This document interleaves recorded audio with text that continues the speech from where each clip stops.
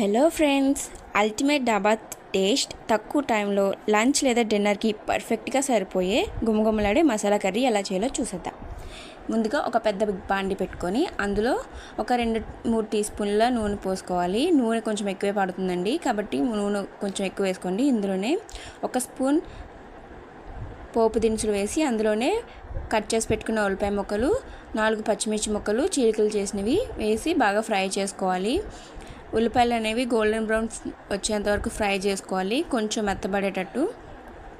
ఉల్లిపాయలు ఎంత మగ్గితే మనకి టేస్ట్ అంత బాగుంటుంది. ఇందులోనే కొంచెం రుబ్బి పెట్టుకున్న అల్లం వెల్లుల్లిపాయ పేస్ట్ అండి, అందులోనే అప్పటికప్పుడు రుబ్బుకునే అల్లం వెల్లుల్లిపాయ పేస్ట్ అయితే టేస్ట్ ఇంకా బాగుంటుంది.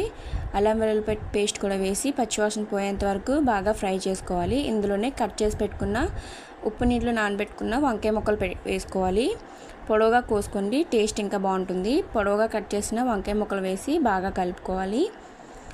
వంకాయలు ముక్కలు అనేవి బాగా మగ్గిపోవాలండి, అవి కండ రాకుండా చూసుకోవాలి. బాగా మగ్గిన తర్వాత ఇందులో టమాటా ముక్కలు యాడ్ చేసి టమాటాలు కూడా బాగా మగ్గిపోవాలి. వంకాయ ముక్కలతో మనం బంగాళదుంపలు కాబోల్చని ఉడికించి తీసుకున్నాం కాబట్టి వంకాయల ముక్కలు ఫస్ట్గానే మనం ఫ్రై చేసుకోవాలి. ఇప్పుడు ఇందులో ఉడికించిన బంగాళదుంప ముక్కలు, ఉడికించిన కాబోల్చిన వేసి బాగా ఫ్రై చేసుకోవాలి. ఆయిల్ మొత్తం దానికి పట్టేటట్టు ఒకసారి బాగా కలుపుకోండి. ఇందులోనే 2 స్పూన్ల కారం, మీకు స్పైసీ తగ్గట్టు యాడ్ చేసుకోండి. నేనైతే 2 స్పూన్స్ యాడ్ చేస్తున్నాను. రుచికి సరిపడా ఉప్పు వేసుకో. ఇందులోనే 1 స్పూన్ గరం మసాలా కూడా యాడ్ చేసుకోండి. గరం మసాలా వల్ల టేస్ట్ ఇంకా బాగుంటుంది. గరం మసాలా కూడా యాడ్ చేసుకొని ఒకసారి బాగా కలుపుకోవాలి. మసాలా అంతా పట్టేటట్టు ముక్కలకి బాగా కలుపుకోండి. ముక్కలంతటికి మసాలా బాగా పట్టేటట్టు కలిపిన తర్వాత ఇందులోనే 1 గ్లాసు నీళ్ళు పోసుకోవాలి. నీళ్ళు ఎక్కువ పోసుకోకండి, మనకి గ్రేవీ కావాలి కాబట్టి కొంచెం వేసుకుంటే సరిపోతుంది. ఒకసారి మళ్ళీ బాగా కలుపుకోవాలండి. కర్రీని మొత్తం కారం అంతా కలిసేటట్టు నీటిలో మొత్తం అంతా కలుపుకోవాలి.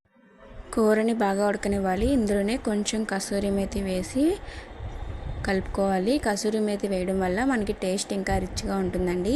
హోటల్ స్టైల్లో అలాగే ఉంటుంది. ఇప్పుడు ఇందులో కొత్తిమీర తీసుకొని కొంచెంగా పైన గార్నిష్ చేసుకోవాలి.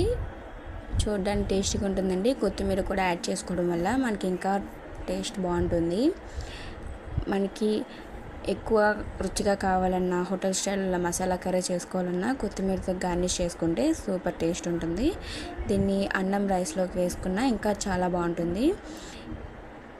దీన్నంతా ఒకసారి బాగా కలిపిన తర్వాత అంతే అండి, రెడీ అయిపోయింది మన మసాలా కర్రీ. అన్నం, చపాతీ లేదా పూరీలోకి ఇది పర్ఫెక్ట్ కాంబినేషన్. ఈ రెసిపీ నచ్చినట్లయితే లైక్ చేసి మరిన్ని రుచికరమైన వంటకాల కోసం వెంటనే ఫాలో అయిపోండి.